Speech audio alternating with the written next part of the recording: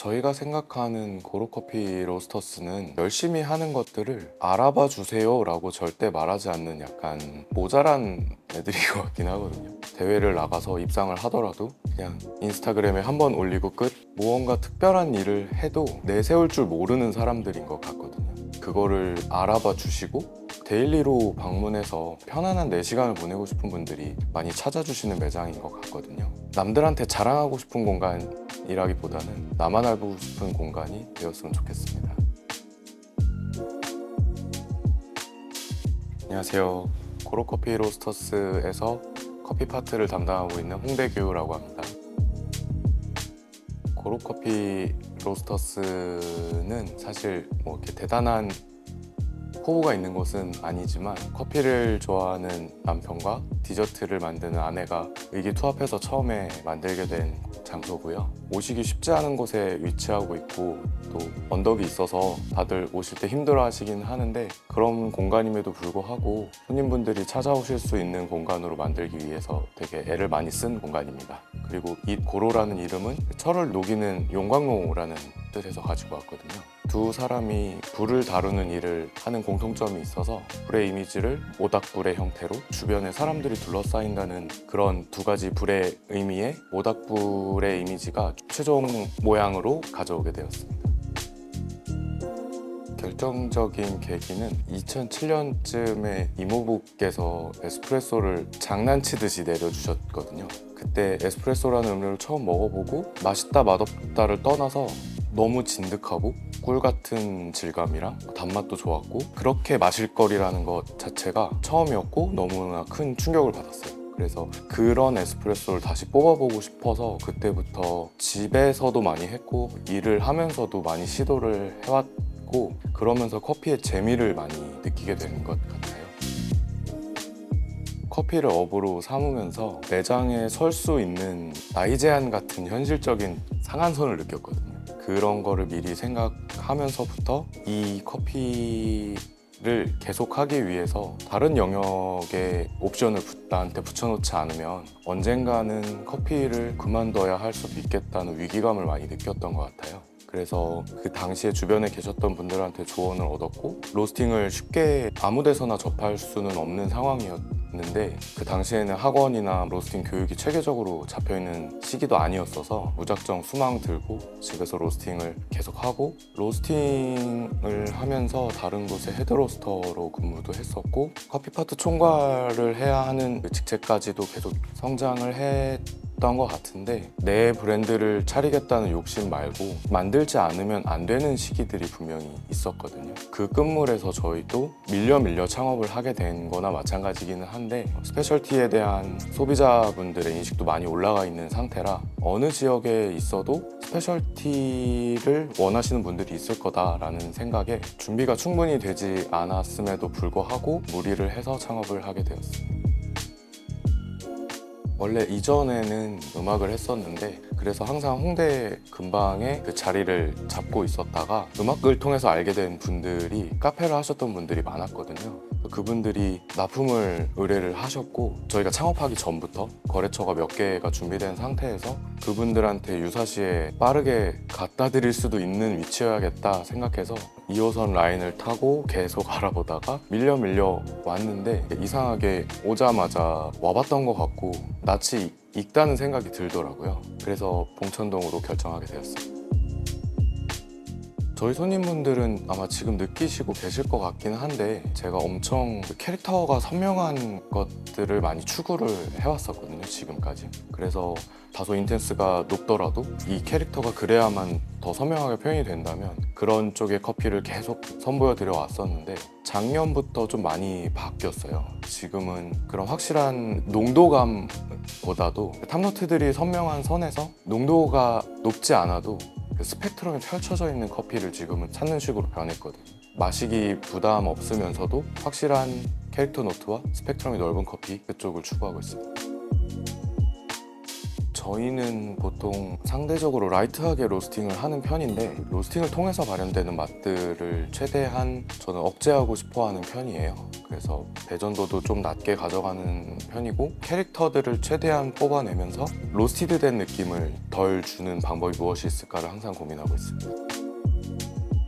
저희는 대표적으로 두 가지 블렌드가 준비되어 있고요. 화사하고 산미 있는 타입의 대공원 블렌드가 있고 고소하고 무게감 있는 편이지만 어느 정도의 산미가 숨어있는 그레코로만 블렌드 두 가지를 대표 블렌드로 가지고 있습니다. 대공원 블렌드는 에티오피아로 구성되어 있는 블렌드인데 대공원이라는 이미지가 저는 양면성을 가지고 있다고 생각하거든요. 어떤 분들은 되게 신나고 멋진 퍼레이드가 있고 드넓은 자연이 함께하는 공간처럼 받아들이시는 분들도 있는 반면에 공포영화에 나오는 삐에로나 공포의 집 이런 식의 이미지를 갖고 계신 분들도 있으시더라고요. 과일톤의 산미를 처음 드셨을 때 너무 새롭고 신나는 느낌으로 받으실 수도 있고 늘 마시던 커피가 아니기 때문에 느낄 수 있는 약간 모르는 것에 대한 두려움 이런 부분이 대공원이라는 이름에 내포되고 있다고 생각했습니다. 그래서 대공원이라는 이름을 지었습니다.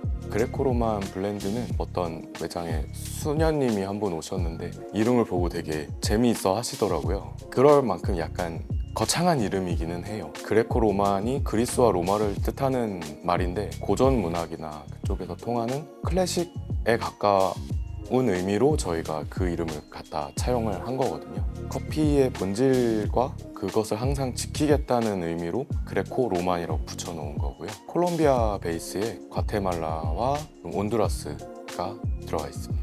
이 블렌드는 조금 특이한 포인트에 있어서 그냥 드시기에는 다크하고 고소하고 무게감 있는 블렌드인데 바리스타의 역량에 따라서 숨어있는 산미를 꺼내올 수도 있고 어느 정도 감춰놓을 수도 있는 포인트에 있는 블렌드라 드셔보시면 재미있는 점이 많은 블렌드이실 거예요. 스몰 얼핏 준비하면서 더 신경을 많이 쓴 거는 사실이긴 하지만 늘 하던 일들이라고 생각을 했거든요. 새로운 생두가 입고되면 그 커피의 맛을 보고 제대로 로스팅을 해서 이걸 어떻게 표현할까를 고민하는 거는 늘 하던 일이니까 특별히 여기에서 무언가를 더 할 수 있을까라는 생각이 들지 않더라고요. 오히려 하던 것들을 조금 더 치밀하게 진정성 있게 준비를 잘하는 게 저희의 생각들을 더 보여드릴 수 있는 일일 것 같다라고 생각을 해서 준비를 했고 결국엔 그러다 보니까 저희가 오픈되는 시기가 한 해 중간 마무리 딱 그 시점이더라고요. 그래서 2024년 말 2025년 상반기에 들어왔던 국내에서 찾을 수 있는 아주 많은 생두들을 테스트를 했는데 그 중에서 저희가 꼽은 상반기 결산 정도가 아닐까 중간 정산? 이런 느낌으로 준비를 해봤습니다. 저희가 준비한 언스페셜티 블렌드는 두 가지인데요. 이번에 언스페셜티 블렌드 두 가지 모두 저희 이야기가 담겨 있는데 일상에서 저희가 툭툭 던졌던 말들이 테마로 생각이 났어요. 첫 번째는 여름딸기라는 이름으로 준비된 블렌드고 저희 둘 다 딸기를 되게 좋아하는데 여름에는 맛있는 딸기를 먹기가 쉽지 않으니까 항상 볼멘 소리처럼 하거든요. 단 딸기 먹고 싶다. 꼭 여름만 되면 더 그래서 커피로 맛있는 딸기를 표현해 볼 수 있지 않을까 해서 준비한 블렌드가 여름딸기라는 블렌드고요. 이 블렌드는 식으면 식을수록 딸기 향이 더 풍부하고 진하게 올라와서 생과 딸기의 느낌이 났다가 식으면 딸기잼처럼 변해가는 뉘앙스가 재미있는 블렌드고요. 두 번째로 제스민 나이트라는 블렌드도 여름딸기와 마찬가지로 평소에 하는 대화 중에 나왔던 아이디어가 돼서 만든 블렌드인데 저녁 시간이 돼서 커피를 마시기가 애매한 즈음에는 항상 차를 마시는 편인데 그 중에서도 제스민 티를 고르는 빈도가 굉장히 높거든요. 여름 밤 같은 때 제스민을 잘 우려서 아니면 뭐 얼음에 타드시던가 냉침을 하거나 이렇게 미리 준비를 해놓은 거를 시원하게 마시는 걸 즐기는데 그것도 커피로 이번에 표현을 한번 해보고 싶다라는 생각이 들어서 게이샤를 중심으로 한 제스민 노트를 대표적으로 하는 생두들을 블렌딩해서 제스민 나이트라는 블렌드를 완성했습니다. 두 가지 블렌드 모두 매장에서 브루잉으로 드셔보실 수 있게 준비를 해 놓았고요. 오셔서 편하게 즐겨주셨으면 좋겠습니다. 추천드리고 싶은 거는 언스페셜티 블렌드의 제스민 나이트라는 블렌드고요. 이 블렌드는 초심자분들이 드셔도 산미가 부담스러우시거나 풍부한 제스민 톤과 꿀 같은 단맛 같은 게 더 메인으로 구성되어 있는 브랜드다 보니까 산미가 강한 커피에 익숙하지 않으신 분들도 제스민 나이트 블렌드는 좀 편안하게 즐기실 수 있을 것 같은 브랜드입니다. 애호가 분들은 어떤 커피를 선택하셔도 만족하실 수 있게끔 구성을 했다고 생각을 하는데요. 그 중에서도 에티오피아 타미루 농장의 74165 품종 에너로빅 커피가 있거든요. 그 커피는 훌륭한 수자량 이력이 있기도 하고 저희가 이번에 샘플 로스팅과 프로덕트 로스팅 다 해봤을 때 기존의 에티오피아랑 비교해서도 아주 좋은 품질을 가지고 있지만 그 프로세스의 특성에 따르는 많이 느껴보지 못한 뉘앙스들의 맛들도 많이 가지고 있거든요. 예를 들면 열대과일이라든지 망고노트라든지 이런 재미난 맛들이 많아서 74165 품종의 에티오피아를 추천드리고 싶습니다. 모로에서 드실 수 있는 특별한 커피는 에티오피아 쪽에 크리스티앙 물루게타라는 이름을 갖고 있는 원두가 있고요. 이 커피는 국내 생두 업체에 도안해서 요리해서 언더워터 프로세스라는 특별한 과정을 거쳐서 물속에 담가서 발효를 시킨 좀 재미있는 커피가 하나 있고요. 이 커피는 국내에서만 드실 수 있는 커피이기 때문에 이번 기회에 한번 드셔보셨으면 좋겠고, 또 하나는 콜롬비아의 와일드 시트러스라는 이름을 가지고 있는 커피인데, 이 커피는 인퓨즈드 커피라서 이거를 추천을 드려도 되는지 아닌지 고민을 하기는 했는데, 이번에 25년 골든커피 어워드에서 저희가 이 콩으로 출품을 해서 에너로빅 부문 금상을 받은 커피예요. 이것이 어떤 의미를 지니는지에 대한 그런 고민들을 다른 방향으로도 한번 해볼 수 있지 않을까? 에너로빅, 인퓨즈드 쪽에서 수상을 했다는 건 이 콩이 어느 정도 수준을 갖고 있다는 건데, 그 정도 수준을 갖고 있는 인퓨즈드 커피는 이렇습니다 라는 걸 한번 보여드리고 싶다는 마음이 조금 있었어서 한번 와일드 시트러스를 경험해 보셨으면 좋겠습니다.